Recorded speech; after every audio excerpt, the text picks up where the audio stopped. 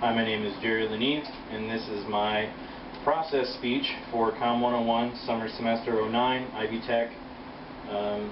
My process speech is on how to have a LAN party. For those of you who don't know what a LAN party is, I'm going to show you exactly what it is and what it all entails. What a LAN party is basically when you get a bunch of people together and they play computer games, which you normally do over the internet. Only in a LAN party you have it in one centralized location, so it's sociable and it's tangible. It's not just you alone in front of your computer. LAN parties often have, tournaments and all sorts of other things, so I'm about to go into you with some of those details. When you're going to have a LAN party, what you want to do is you want to pick a location and you want to inform all the people that you want to come, send them an email, give them a call, do whatever, give them some time, 2 weeks in advance or so. They have to be people that have computers or access to computers that they want to bring to the location. And when I say computers, I mean a computer, a monitor, a keyboard, a mouse, and some sort of headphones if they want. Don't just have people bring a computer and then expect everything else to be supplied. Everything else, though, you will supply. So, I've just got a list here of everything you should have. You should give them the start time, when it's going to happen, where it's going to happen, how long it's going to be, any kind of special rules that you have. For example, no speakers. I'll go on to that later. And any tournaments that you're going to have there, or specialized game rules, modifications for whatever games you might be playing. LAN parties. You should accommodate your guests with food, drinks, just like you would at any other party. The optional element of a LAN party is prizes, depending on the caliber of your LAN party, how many people are coming. You might want to have door prizes. You might want to charge an admission fee. These are all things you should let everybody know in advance. Common drink at LAN parties would be energy drinks. The idea behind that is so that you can stay wired for hours and hours and hours and keep playing games. Not sure if it's healthy, but you do it anyways. Pizza, hot dogs, nachos, easily affordable food, fills up a lot of people fast, good stuff. And prizes can range anywhere from t-shirts to components for people's computers, gaming accessories, etc. Let's see. Moving on.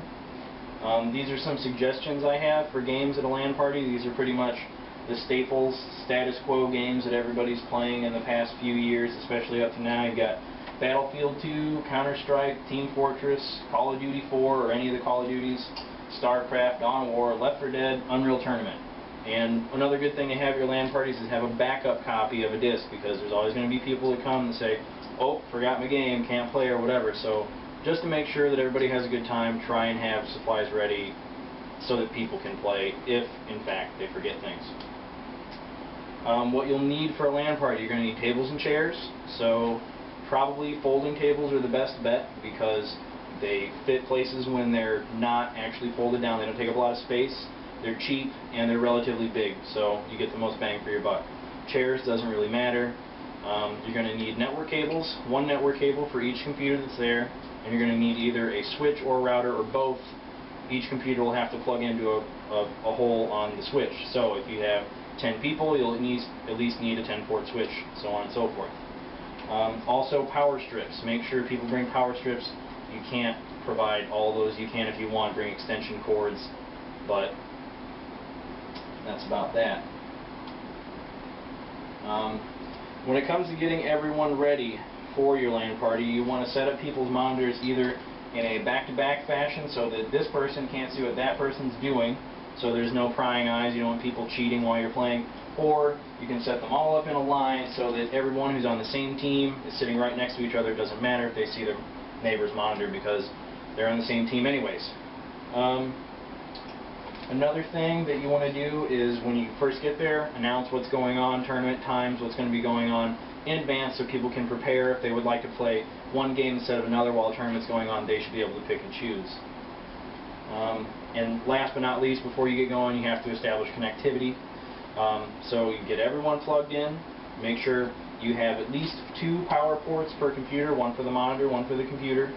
No speakers, it's too loud, it's too confusing. If you want to play music for people, that's fine, but don't have everybody have speakers blaring. So you're just going to plug everybody into the network.